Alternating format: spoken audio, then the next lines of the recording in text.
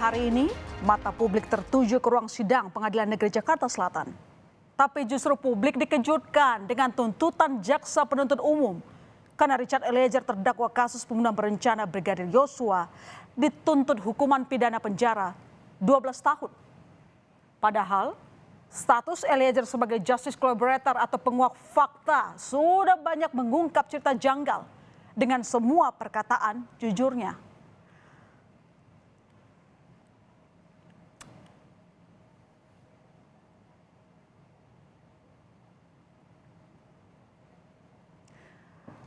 Richard Eliezer pun tak kuasa menahan tangisnya usai mendengar tuntutan hukuman 12 tahun penjara dari jaksa. Bahkan, Eliezer terdiam lama di kursi pesakitannya usai jaksa membacakan tuntutan. Tangis Eliezer juga tak terbendung saat dirinya berkonsultasi dengan penasihat hukumnya untuk menanggapi tuntutan jaksa penuntut umum. 12 tahun dengan perintah agar terdakwa tetap ditahan, dipotong masa penangkapan, menggunakan dalam perkara atas nama terdakwa Arif. Tak hanya tangis Eliezer, pengunjung sidang Pengadilan Negeri Jakarta Selatan pun menyambut riuh tuntutan hukuman 12 tahun penjara pada Eliezer. Teriakan kekecewaan pada tuntutan jaksa dari pengunjung sidang yang bersimpati pada Eliezer terus terdengar selama jaksa menyelesaikan pembacaan tuntutannya. Bahkan, majelis hakim sempat harus men-skor sidang beberapa saat karena kegaduhan di ruang sidang makin tidak terkendali. Dengan tingginya tuntutan hukuman untuk Richard Eliezer, apakah jaksa penuntut umum JPU ikut terjebak prank dan yang sepertinya juga dirancang Ferdy Sambo CS? Karena kalau kita ingat saudara, pada September 2022, Kapolri Jenderal Listio Sigit Prabowo pernah mengaku terkena prank oleh Ferdy Sambo yang dengan meyakinkan mengatakan tewasnya Yosua disebabkan peristiwa tembak-menembak. Jadi memang saat itu saya sudah sempat bertanya seperti yang tadi saya sampaikan. Bahkan dia menyampaikan, dia bersumpah kan? Bersumpah di hadapan Pak Kapolri. Beberapa kali saya tanyakan, termasuk terakhir pada saat Richard sudah mulai berubah keterangannya, dia masih tidak mau mengakui. Oh. Sampai datang di tempat saya tanya sekali lagi, dia masih bertahan bahwa memang begitu faktanya kata dia. Akhirnya pada saat selesai dia dipatsuskan, pada saat itu dipatsuskan 2 hari kemudian dia mengakui perbuatannya. Mengakui semuanya. Ya. Jadi memang bahasa dia namanya juga mencoba untuk bertahan. Tuntutan 12 tahun penjara dari jaksa penuntut umum pada Eliezer masih mengundang tanda tanya publik. Pasalnya saudara, banyak kesaksian Eliezer sebagai justice collaborator yang dijadikan acuan bagi jaksa untuk menjerat Ferdy Sambo. Termasuk saat Eliezer mengatakan ada 2 orang yang menembak Yosua di hari pembunuhan Yosua, yakni dirinya dan Ferdy Sambo.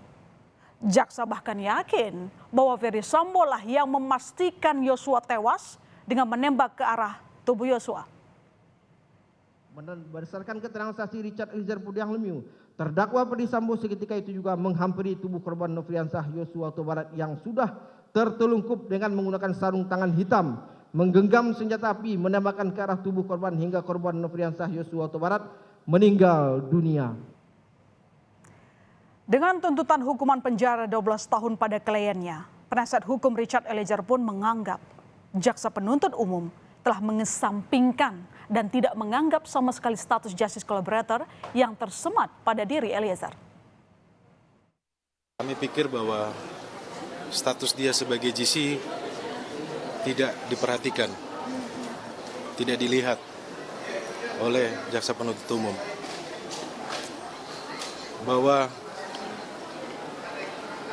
kami melihat bahwa perjuangan dari awal bagaimana Richard Eliezer yang coba konsisten dan ketika dia harus berani mengambil sikap, kemudian dia berani berkata jujur dari proses penyidikan sampai proses persidangan itu ditunjukkan.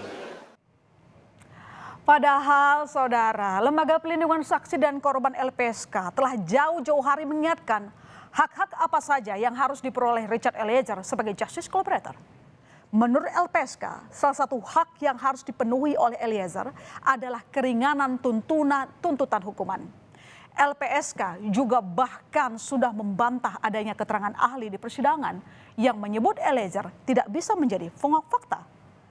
LPSK pun memastikan hak Eliezer sebagai GC sudah dijamin sebagai penghargaan karena Eliezer dinilai sudah bekerja sama dengan penegak hukum. Nah, yang pasti kami berharap bahwa yang pertama status JC-nya akan diputuskan sekarang, yang dimasuk di dalam surat tuntutan. Yang kedua juga ada keringanan penjatuhan hukuman. Apa itu keringanan penjatuhan hukuman? Di dalam pasal 10A di penjelasannya disebutkan keringanan penjatuhan hukuman ini untuk justice kolaborator itu meliputi bisa saja dikenakan tuntutan untuk pidana bersyarat secara khusus, kemudian ada juga percobaan, ada juga yang paling pasti adalah ada juga pidana yang paling ringan di antara para terdakwa lainnya. Seperti tadi disampaikan oleh kuasa hukum dari Eliezer bahwa LPSK telah memberikan surat rekomendasi kepada jaksa penuntut umum. Saya jelaskan surat rekomendasinya seperti apa? Ya, pertama kita mengirimkan 2 kali surat ya. Pertama itu surat rekomendasi yang bersangkutan sebagai justice kolaborator Richard Eliezer dalam hal ini. Yang kedua disampaikan juga bahwa selain justice kolaborator yang bersangkutan juga berhak untuk mendapatkan penghargaan. Apa saja itu penghargaannya? Pertama adalah penjatuhan keringanan hukuman, yang kedua berkaitan dengan hak-haknya dalam selaku narapidana nantinya, misalnya ada pembebasan bersyarat dan sebagainya. Sementara itu, keluarga besar Richard Eliezer pun terkejut begitu mengetahui Eliezer dituntut hukuman 12 tahun penjara. Keluarga Eliezer menilai dengan tuntutan ini jaksa seolah tidak percaya dengan kejujuran dan keterangan yang diberikan Eliezer selama persidangan berlangsung. Kami keluarga juga merasa terkejut dan terpukul dengan hukuman yang dijatuhkan 12 tahun. Kami cuma berharap kiranya Richard Eliezer tetap dapat kuat. Dan kedua, dia dapat tidak goncang dengan hukuman yang ada sekarang. Tapi kami yakin kebenaran pasti akan berlaku untuk anak kami Richard Eliezer. Dan kedua, kami juga memohon kepada Pak Hakim akan memberikan hukum yang seadil-adilnya kepada Richard Eliezer. Di sisi lain, saudara, istri Ferdy Sambo Putri Chandrawati hanya dituntut dengan pidana penjara selama 8 tahun oleh jaksa penuntut umum dalam kasus yang sama.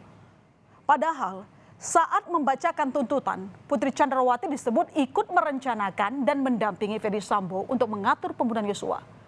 Jaksa pun menilai tidak ada alasan pembenaran atau perbuatan Putri membunuh Yosua karena Putri tidak menyesali perbuatannya. Berdasarkan uraian-uraian tersebut di atas, maka kami penuntut umum dalam perkara ini menuntut supaya majelis hakim pengadilan negeri Jakarta Selatan yang memeriksa dan mengadili perkara ini memutuskan: 1. Menyatakan terdakwa Putri Chandrawati terbukti bersalah melakukan tindak pidana turut serta melakukan pembunuhan yang direncanakan terlebih dahulu sebagaimana diatur dan diancam pidana dalam dakwaan primer pasal 340 junto pasal 55 ayat 1 ke 1 KUHP. 2. Menjatuhkan pidana terhadap terdakwa Putri Chandrawati dengan pidana penjara selama 8 tahun, dipotong masa tahanan dengan perintah terdakwa tetap ditahan. Saat bacakan tuntutannya, jaksa penuntut umum juga menyebut Putri Chandrawati lah yang menyebabkan hilangnya nyawa korban Yosua dan menyebabkan kesedihan untuk keluarga. Dari kesimpulan jaksa tadi, penasihat Putri Chandrawati malah menganggap jaksa berasumsi dan membuat karangan cerita yang tidak berdasar telah turut serta merencanakan pembunuhan Yosua.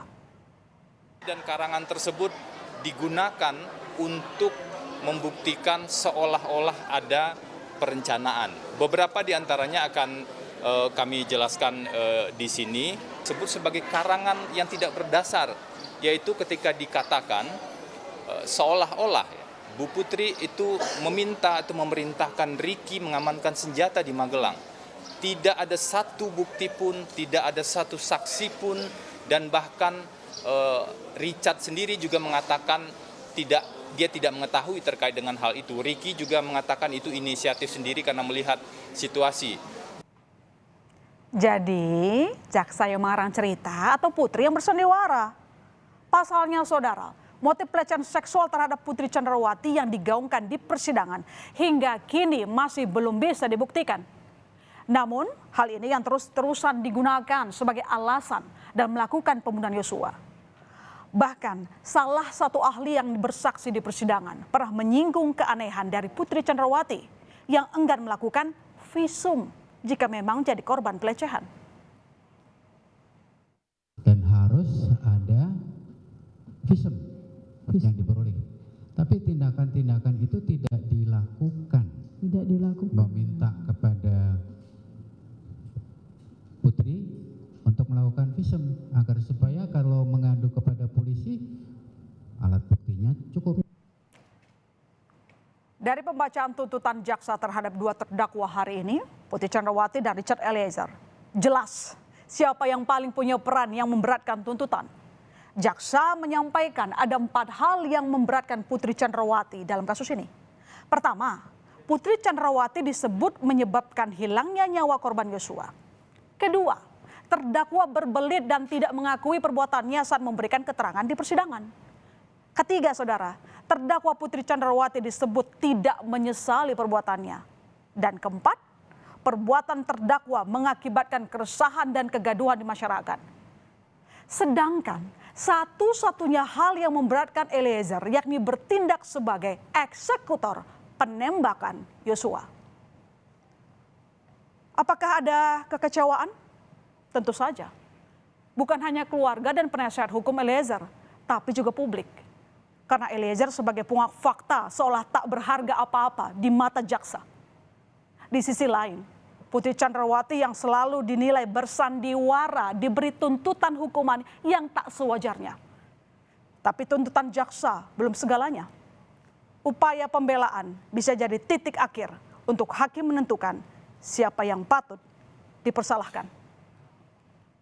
Menjatuhkan pidana terhadap terdakwa Richard Eliezer Pudium Lumiu dengan pidana penjara selama 12 tahun dengan perintah agar terdakwa tetap ditahan, dipotong masa penangkapan.